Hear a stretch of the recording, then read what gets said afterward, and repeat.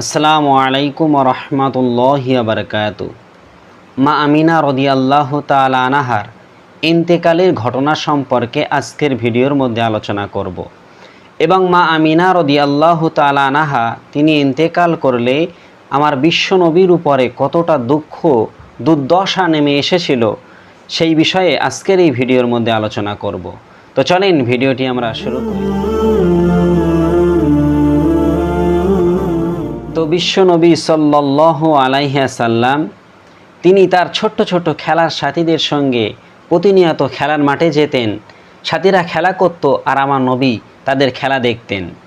কিন্তু তিনি কয়েকদিন ধরে একটি জিনিস লক্ষ্য করলেন, যখন সন্ধ্যা হয়ে আসে তখন কিছু মুরব্বী শ্রেণীর ব্যক্তিরা ওই খেলার মাঠে চলে আসে আর তাদের সন্তানদের নাম ধরে ধরে ডাক দেয়। সন্তানরা ছুটে ছুটে তাদের পিতার কোলে উঠে যায় আর পিতা তাদেরকে চুমু খেতে খেতে বাড়ির দিকে নিয়ে যায়।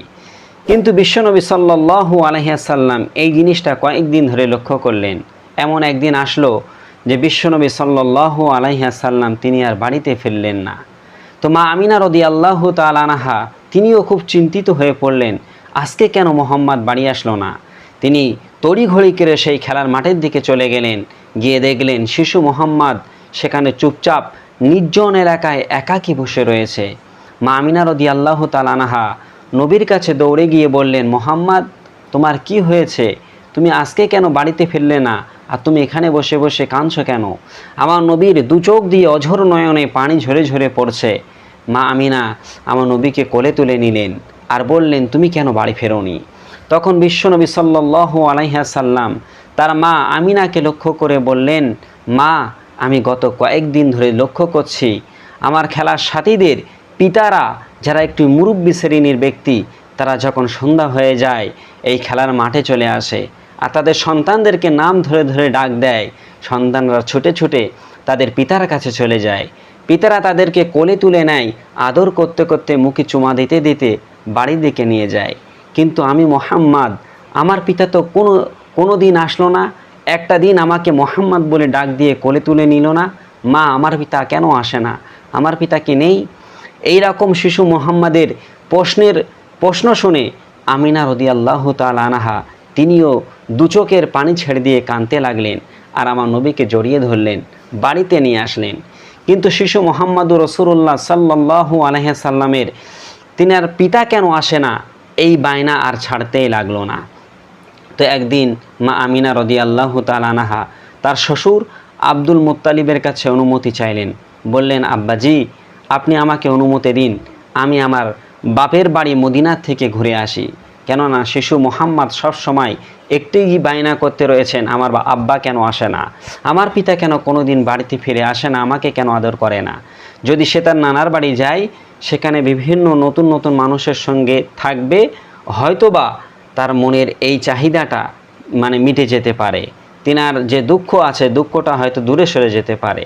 তখন নবীজির দাদু আব্দুল মুত্তালিব মা আমিনাকে অনুমতি দিলেন, যাও তুমি তোমার বাপের বাড়ির থেকে ঘুরে আসো। তো মা আমিনা রাদিয়াল্লাহু তাআলা আনহা আর শিশু মোহাম্মদুর রাসূলুল্লাহ সাল্লাল্লাহু আলাইহি সাল্লাম আর আব্দুল্লাহ দাসী আইমান এই তিনজন ব্যক্তি তারা মদিনায় রওনা হয়ে গেলেন। সেখানে একটি মাস অতিবাহিত করলেন। একটি মাস অতিবাহিত করার পরে তখন আবার তানারা এই মক্কার উদ্দেশ্যে রওনা দিলেন। মা আমিনার বাড়িতে, নিজস্ব বাড়িতে অর্থাৎ আব্দুল্লাহর বাড়িতে ফিরে আসার জন্য তানারা রওনা হলেন। এমন সময় মরুভূমির ময়দানে মক্কা আর মদিনার মধ্যখানে স্থানে আবু অবা নামক স্থানে যখন তারা এসে পৌঁছালো, এই সময় মা আমিনা রাদিয়াল্লাহু তাআলা আনহা তিনি অসুস্থ হয়ে পড়লেন। সেখানে তিনি পড়ে গেল আর আস্তে আস্তে তিনি সেখানেই ইন্তেকাল করলেন। এই সময় এই নির্জন এলাকায় দুনিয়ার কোনো মানুষ নেই, শুধুমাত্র আব্দুল্লাহ দাসী উম্মে আইমান ছাড়া আর কেউ ছিল না। আর সেখানেই রাসূলুল্লাহ সাল্লাল্লাহু আলাইহি সাল্লাম মাতা আমিনাকে হারালেন। এদিকে পিতা হারানোর বেদনা নবীজির মন থেকে যেতে না যেতেই এই মুহূর্তেই এমন সময় 6 বছর বয়সে শিশু মুহাম্মদুর রাসূলুল্লাহ সাল্লাল্লাহু আলাইহি ওয়াসাল্লাম তিনি তার মাতা আমিনাকে হারিয়ে ফেললেন। এই নির্জন মরুভূমি এলাকায় দুনিয়ার কোনো মানুষ নেই। সেই সময় উম্মে আইমান শিশু মুহাম্মদুর রাসূলুল্লাহর মাথার উপরে হাত বুলাচ্ছেন আর সান্ত্বনা দেওয়ার চেষ্টা করছেন। কিন্তু শিশু মুহাম্মদ কীভাবে বুঝবে যে পিতার জন্য এসেছিলাম পিতাকে তো পেলামই না, বরং আমি আমার জনম দুঃখিনী মাকেও হারিয়ে ফেললাম। এই সময় উম্মে আইমান রাদিয়াল্লাহু তাআলা আনহা কাফেলার কিছু মানুষদেরকে ডাক দিয়ে সেখানে নিয়ে আসলেন, আর আমিনাকে সেখানেই দাফন কাফনের ব্যবস্থা করলেন, আর শিশু মোহাম্মদকে নিয়ে তিনি মক্কায় ফিরে আসলেন। তো তিনি মক্কায় ফিরে এসে দাদু আব্দুল মুত্তালিব তানার কাছে তিনি আস্তে আস্তে জীবনখানা অতিবাহিত করতে লাগলেন। যখন 8 বছর বয়স হলো তখন দাদু আব্দুল মুত্তালিবকেও তিনি হারিয়ে ফেললেন। দাদু আব্দুল মুত্তালিবকে তিনি যখন হারালেন তারপর থেকে চাচা আবু তালিবের কাছে তিনি মানুষ হলো। বিশ্বনবী সাল্লাল্লাহু আলাইহি ওয়াসাল্লাম জন্মের আগেই তার পিতাকে হারিয়েছিলেন, আর জন্মের 6 বছর পর মাতা আমিনাকে হারালেন, আর 8 বছরের মাথায় দাদু আব্দুল মুত্তালিবকে হারালেন। এইভাবে তিনি এতিমদের সর্দার হয়ে উঠলেন। এত বড় এতিম দুনিয়ায় আর কেউ ছিল না।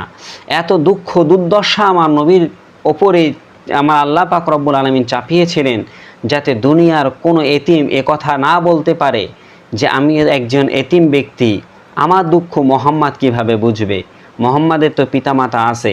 এই রকম কথা যেন দুনিয়ার কোনো এতিম বাচ্চা না বলতে পারে, সেই জন্য আল্লাহ পাক রব্বুল আলামিন বিশ্বনবীকে এতিমদের সর্দার বানিয়ে দিলেন।